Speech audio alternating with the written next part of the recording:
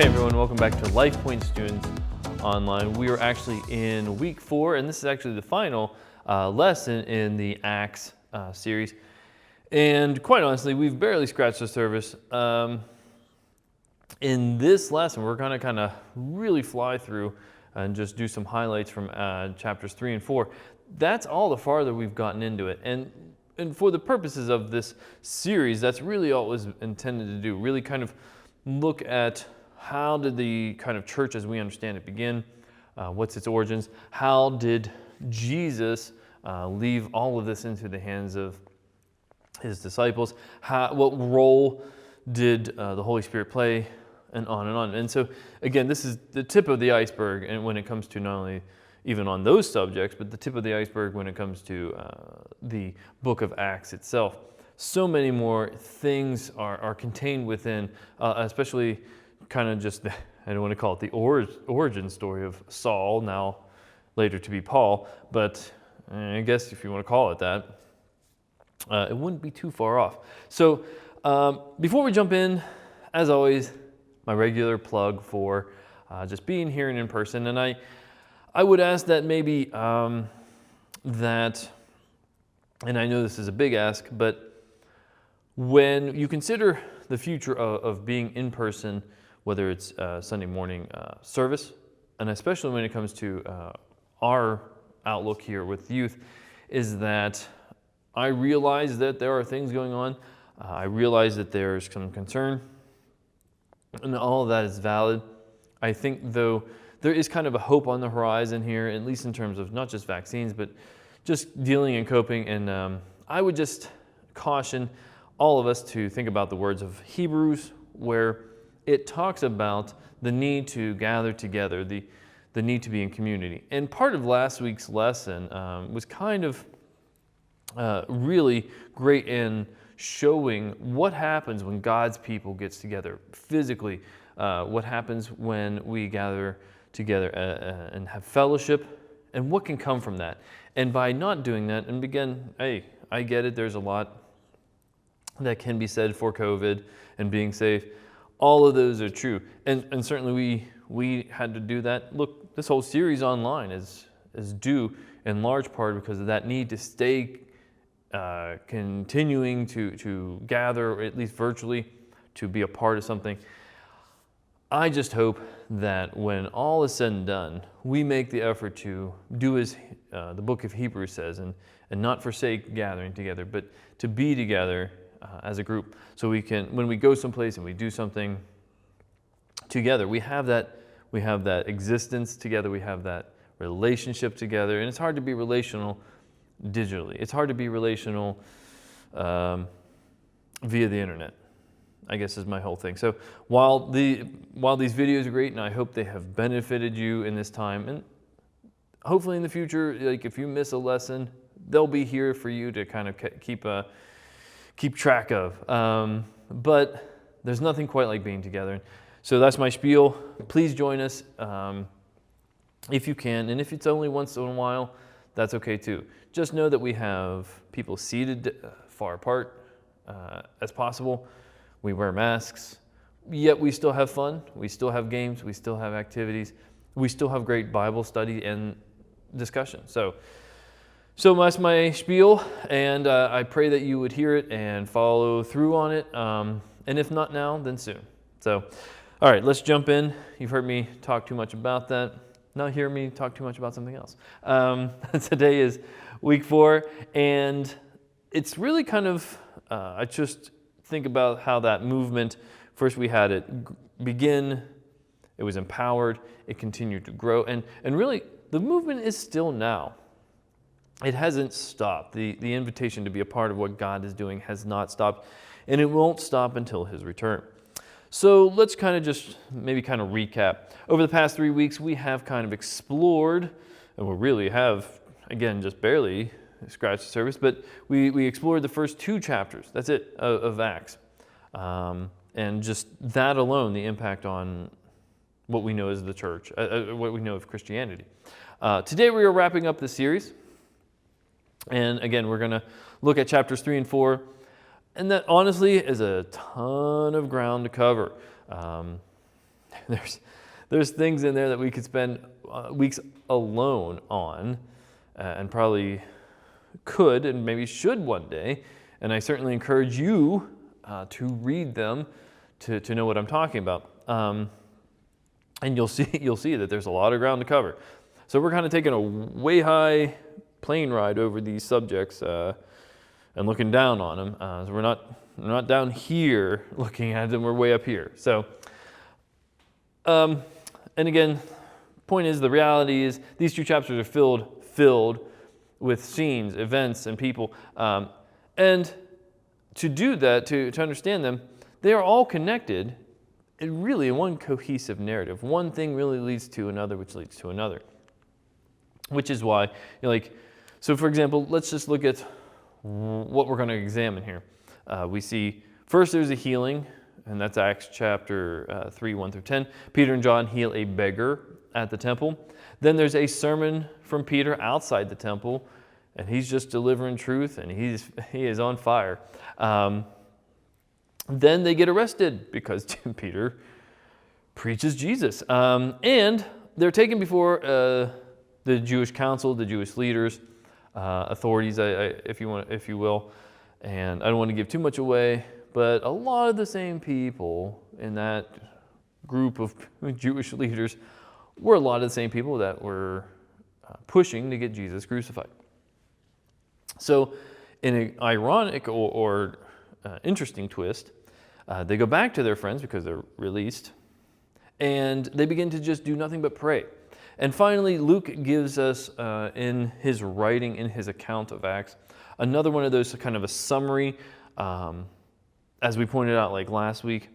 And in that summary, we get his description, or he describes that common life of believer. Again, that kind of just really speaks to what I was talking about when we gather in person. The need to gather in person is we need to have that common life as believers together. Our faith, while personal, is not, an individual sport. It's a team sport.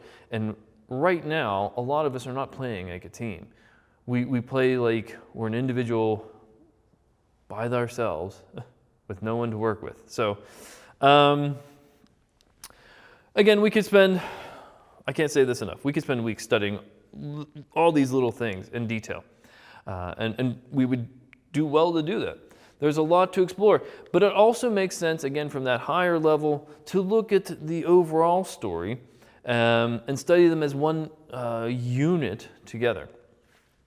So let me kind of break it down. Let's really kind of look at some of the foundational things of this story, the foundational points of this story. 5 themes or genres, if you will, if we were kind of making an outline for it. First, we have the miracle story. Then we have the sermon, the conflict or the situation that happens because of the sermon, prayer, and then we have a closing summary. And that's how this whole thing is how Luke kind of laid it out. So let's read a little bit. I mentioned it's usually a good place to start to go through Acts 3, 1 through 10. We're just going to look at 1 through 9. Now Peter and John were going up to the temple, and at the hour of prayer, the 9th hour, there they were, and a man lame from birth, which means he couldn't walk, he couldn't move around well. A man who was lame from birth was being carried, probably like he was every day, and whom they had laid daily at the gate of the temple that is called the Beautiful Gate. Again, each gate had a kind of a separate name. And every day he would go there to the Beautiful Gate to ask alms for those entering the temple. Alms, money. In verse 3, seeing Peter and John about to go into the temple, he asked to receive alms. And Peter directed his gaze at him, as did John, and said, "Look at us." And he fixed his attention on them, expecting that he was going to receive something from them. But Peter said, "I have no silver or gold, but what I do have I give to you. In the name of Jesus Christ of Nazareth, rise and walk." And he took him up by his right hand and raised him up, and immediately his feet and ankles were made strong. And leaping up, he stood and began to walk, and entered into the temple with them, walking and leaping and praising God. And all the people around saw this celebration, and it later says they were just in awe. It just drew a whole crowd seeing this man who everyone would have seen every day, begging and needing, being in need. And now all of a sudden he's running and he's hanging out with these two guys who also would have been seen from Pentecost and just from the whole event of Jesus in the temple not too long ago. The passage about the healing of the lame beggar is really, for all intents and purposes, the underlying basis for all the subtext of everything that comes after this. It's really kind of the focal point right now, but then it moves on to other things that move on to other things in the next two chapters, and beyond a little bit as well. So the first thing I want to point out to you about this text, I don't know why, but about this text is notice the location. Once again, they are at the temple. Now, I only point this out because, again, sometimes we have a tendency to kind of put things in the wrong context. So why is this important? Well, just to keep in mind, Jesus was his complete human side was born Jewish. His life and ministry unfolded in the context of the first century Judaism. The scriptures he taught from, or what we call the Old Testament, were the ancient texts of the Jewish people. And the first followers of Jesus, disciples, people who, not just the 12 that we normally hear about, but everyone else too. The movement that we are studying here in Acts was initially made up of Jewish people, and they remained Jews. Now, to some extent anyway. The point is, and the reason we bring it up is, we forget the context of it. Think about the background, the history, the tradition that they faced, or even the leanings, whether they be political or not, the leanings they had to give up and walk away from to follow Jesus. We forget sometimes that whatever ideology they were holding on to was abandoned for what was actually more true, what was actually more right and proper. So keep that in mind, and when you think in terms of Peter and John, but not only that, but other people and the crowds that were around them and started to follow this new movement. So our story began, the story of the movement, the story of our story of the church, this new movement is one of Messianic Judaism, that Jesus was the long-awaited Messiah prophesied in the Old Testament, that Jewish prophets said would one day save the people and restore all creation. And that is still true then as it is now. It will take place in the order it is described. So now this idea of this divergence of Christianity and Judaism did not happen until many kind of decades later. And it's a very complex and hard story to share. It's not hard to share, but it's really hard and long to describe. And again, I think there was people who were still holding on to and would not accept Christ as Messiah. Ultimately, it came down to those who would not accept Christ as Messiah simply and wanted to hold on and wait some more, versus those who knew it wasn't about necessarily a system, it was about the salvation of Christ.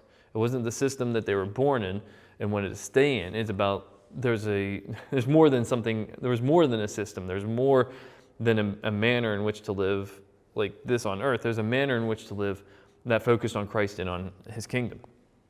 So I only point it out because it is a real thing. It's actually a question we had. It's actually a discussion point we had at our last youth group meeting, because how did this not stay together? How did this not work together?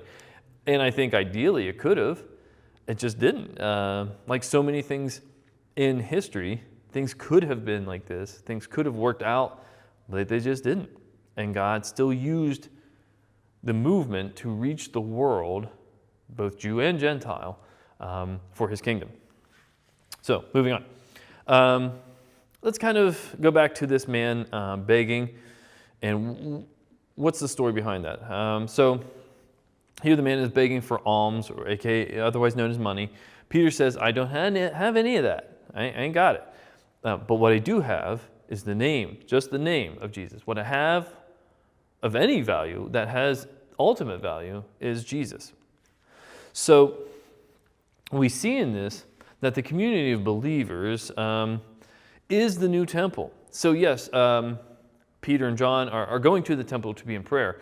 The importance of a place to go and gather is still important, but God is now dwelling with man. There's this idea where heaven and earth meet.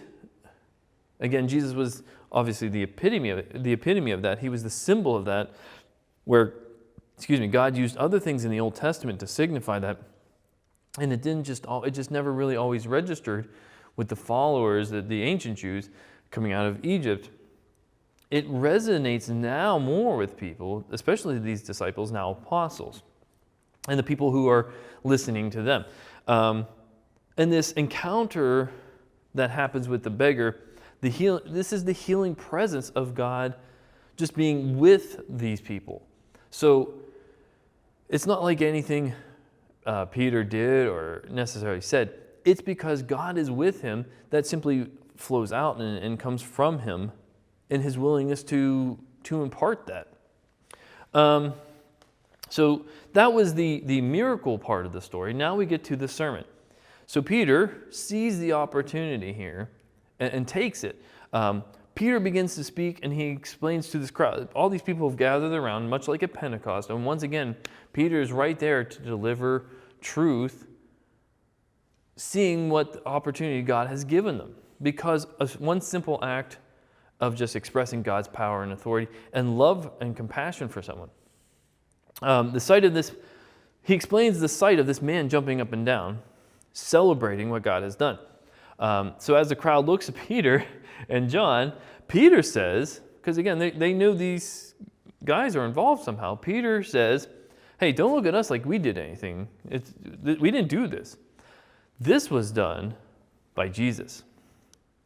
Not by anything else, not by anyone else, but by Jesus. So Peter says, hey, I know you're excited and you're wondering about all this happened. So while he sees the opportunity to give this sermon, he also takes the opportunity to remind him of something. This is classic Peter, but Peter then says, not only is this because of Jesus, you killed him. That's what he says. And that's got some shock value to it, right? That's going to get some attention here. And boy, does it ever get attention. So this is what happens after that. We have, well, again, that resistance or the conflict part of the story is that because of all this happening, yeah, the crowd's paying attention, but it's also within earshot of all these Jewish leaders, authorities, and really just the power people within this ancient Jewish council. And so Peter's sermon gets them in trouble. And look what happens in chapter 4, 1 through 10. Again, I encourage you to read it all. I'm just going to give you a quick highlight of it. It says in verse 1 through 3, as they were speaking to the people, the priests and the captain of the temple and the Sadducees came upon them, greatly annoyed because they were teaching the people and proclaiming in Jesus' name, proclaiming Jesus the resurrected, being resurrected from the dead. And it goes on to say, and they arrested them and put them in custody until the next day, for it was already evening. Very common practice, just the way the things work in the daily life of the Jewish person. You weren't supposed to do certain things at a certain time. So rather than bring them in front of this big council and question them, hey, let's just throw them in jail for the night. Let's bring them back out and question them the next day. Well, that kind of goes to our next part. After the night in prison, sometime after that, Peter and John faced the same council, a lot of the same leaders and authorities that crucified Jesus. And when questioned, Peter boldly, and I mean boldly, preaches basically to them. He gives them a sermon. He goes through a lot of this idea that the kingdom of God could have been like this building, and that Jesus was the main component, the main building block of that community. And yet he was rejected by the leaders, by the powers that be at the time. And so he's just wailing away at them about their behavior, their mentality, their focus of where their faith is. And so through all of this, they just sit there and take it. It's kind of an interesting story. I mean, maybe not quite totally like that, but read it for yourself and tell me what you think. The council of leaders, Peter's talking to, here's just one thing he says in verse 12. And there is salvation in no one else, for there is no name, or no other name under heaven given among men by which we must be saved. That excludes any Roman leaders, that excludes them. There is only Jesus is the only name, is the only thing, is the only person, is God that we can have salvation through. So that leads us to the prayer section of the story, if you will. The Jewish leaders, basically, after all of this, being as annoyed as they were, let them go, basically with a slap on the wrist. How did God, change the hearts and minds of these people? He did. So they get out of prison, out of this situation with the council. Peter and John went to their friends, reported what had happened, and then they started to just pray. And rightly so. But notice what they didn't do. They didn't ask God to kill their enemies. They didn't riot. They didn't destroy. They didn't try to make an uprising.